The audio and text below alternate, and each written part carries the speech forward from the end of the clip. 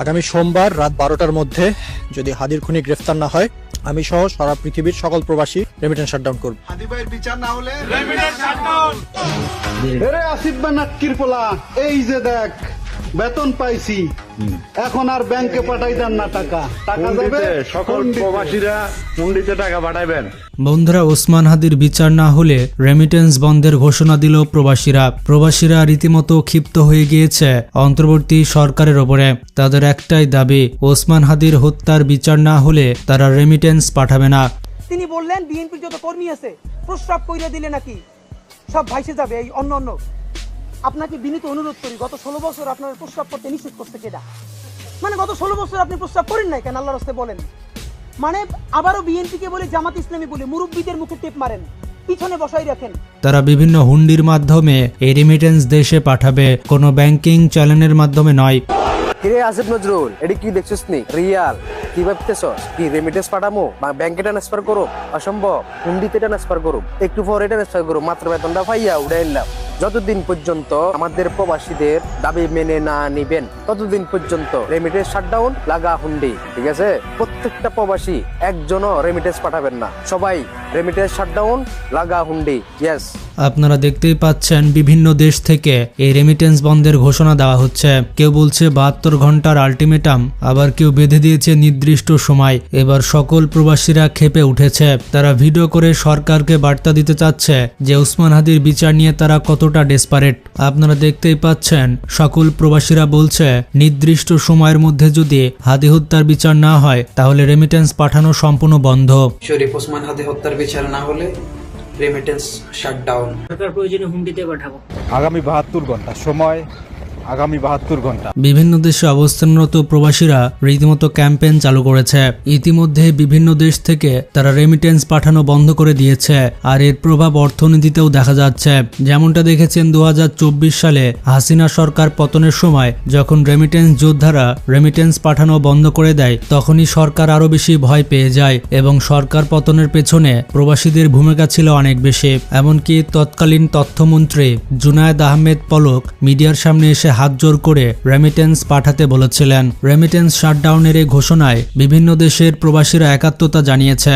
বিভিন্ন প্রবাসীরা তাদের ফেসবুক পোস্টে লিখেছেন 72 ঘন্টার আলটিমেটাম দেওয়া হয়েছে। বিভিন্ন দেশ থেকে কোনো প্রবাসী ফেসবুক পোস্ট দিয়ে, আবার কেউ ভিডিও বার্তা দিয়ে অন্তর্বর্তী সরকারকে বলছে ওসমান হাদির হত্যার বিচার করতে। কেউ ভিডিও পাঠাচ্ছেন মধ্যপ্রাচ্য থেকে, কেউ ভিডিও পাঠাচ্ছেন ইউরোপ আমেরিকা থেকে।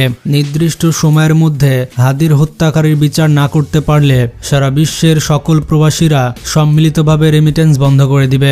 হাদি ভাইয়ের বিচার নিশ্চিত করার জন্য ভাই এই শাহবাগে রাস্তা অবরোধ করে বিভিন্ন জায়গায় সভা সমাবেশ করে সরকারকে বাধ্যও করা যাবে না, আর এই সরকার অপরাধীদের গ্রেফতারও করবে না।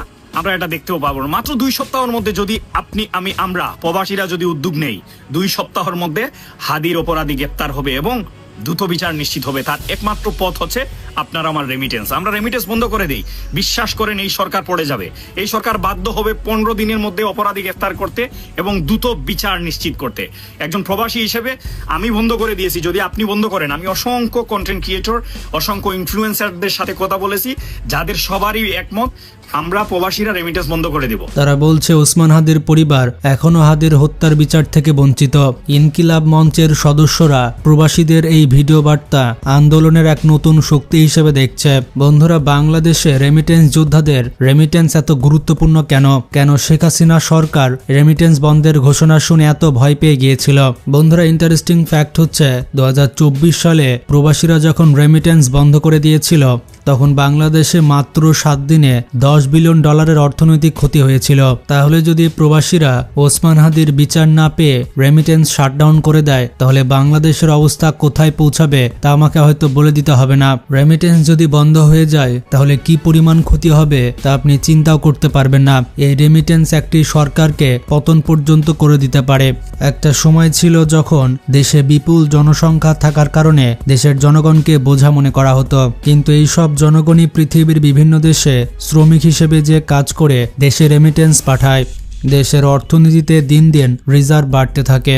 দেশের সবথেকে বড় বড় প্রজেক্ট পদ্মা সেতু, মেট্রো রেল, পারমাণবিক বিদ্যুৎ কেন্দ্র এবং দেশের বিভিন্ন উন্নয়নমূলক কাজে সবকিছুতেই প্রবাসীদের অবদান সবথেকে বেশি। প্রবাসীরা যদি দেশে রেমিটেন্স না পাঠাতো তাহলে আজকের বাংলাদেশ কল্পনাও করা যেত না। এই যে ভাই এই শুনেন, এই কথাগুলো শুনেন, কি বলে শুনেন, রেমিটেন্স বন্ধ। 72 ঘন্টার ভিতরে খুনিকে যদি ধরা না হয় এবং তার ন্যূনতম বিচারের কার্যক্রম শুরু না হয়, আমরা প্রবাসীরা আছি যারা, তারা রেমিটেন্স শাটডাউন দিব।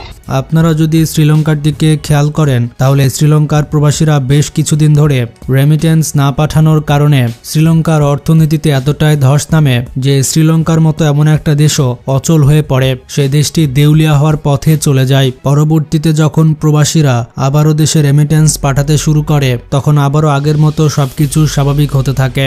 এবার যদি আপনি বাংলাদেশের দিকে একটু লক্ষ্য করেন তাহলে আপনারা দেখতে পাবেন বাংলাদেশের অর্থনৈতিক প্রধান চালিকা শক্তি হচ্ছে গার্মেন্টসের তৈরিকৃত পোশাক এবং দ্বিতীয় অবস্থানে থাকবে রেমিটেন্স। আমি একজন সৌদি আরব প্রবাসী। ওসমান হাদি হত্যার বিচার যতদিন পর্যন্ত বাংলাদেশের মাটিতে না হবে ততদিন পর্যন্ত রেমিটেন্স শাটডাউন।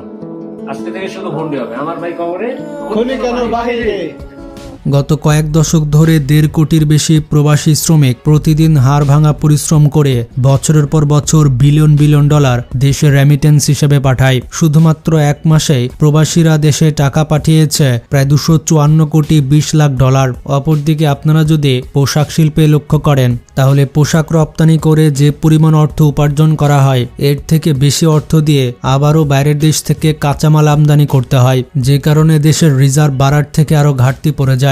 আর এই ঘাটতি বাংলাদেশ পূরণ করে থাকে প্রবাসী রেমিটেন্স দিয়ে। কিন্তু 2024 সালে সাধারণ মানুষজনের উপরে হামলা করার কারণে প্রবাসীরা রেমিটেন্স বন্ধ করে দেয়, যে কারণে দেশের রেমিটেন্সে ব্যাপক ধস নেমেছিল। অনেক রেমিটেন্স যোদ্ধা মনে করছেন তাদের টাকা দিয়ে পুলিশ, আর্মি এবং বিজিবির হাতে থাকা অস্ত্র কেনা হয়। তাদের টাকা দিয়ে কেনা অস্ত্র তাদের বিরুদ্ধে ব্যবহার করা হচ্ছে। যদি রেমিটেন্স সম্পূর্ণ বন্ধ করে দেওয়া হয় তাহলে সরকারের পক্ষে প্রায় অসম্ভব হয়ে পড়বে বৈদেশিক ঋণগুলো পরিশোধ করার। দেশ ব্যাপক আকারে অর্থ সংকটে ভুগবে। বিষয়টা হচ্ছে যদি আগামী 72 ঘন্টার ভিতরে হাদিদের যে বিচার কার্য সম্পন্ন করার কথা, সেগুলো যদি খুঁজে বের করা না হয়, তাদের আটক করা না হয়, শাস্তি কার্যক্রম না করা হয়, আবারও প্রবাসীর থেকে সমস্ত প্রবাসীরা রেমিটেন্স শাটডাউন করে দেবে। একটা বাড়ি যেমন পিলার ছাড়া দাঁড়াতে পারে না, ঠিক তেমনি বাংলাদেশ কোনোভাবে রেমিটেন্স ছাড়া চলতে পারবে না। যে কারণে শেখ হাসিনার অনেক মন্ত্রীও বুঝতে পেরেছিল যে রেমিটেন্স কতটা গুরুত্বপূর্ণ, তাই তারা হাত জোর করে প্রবাসীদের কাছে বলেছিল রেমিটেন্স পাঠাতে। তো বন্ধুরা, কারা কারা প্রবাসীদের সাথে একাত্মতা প্রকাশ করছেন এবং কারা কারা ওসমান হাদির হত্যার বিচার চান তারা কমেন্টে জানাবেন। কমেন্টে আপনারা লিখুন জাস্টিস ফর হাদি, আর ভিডিওটি বেশি বেশি শেয়ার করে সবাইকে জানিয়ে দিন। ভালো থাকবেন, টেক কেয়ার। বিচার না হওয়া পর্যন্ত কোনো রেমিটেন্স পাঠানো হবে না, অর্থাৎ রেমিটেন্স পাঠানো বন্ধ। সোজা কথা।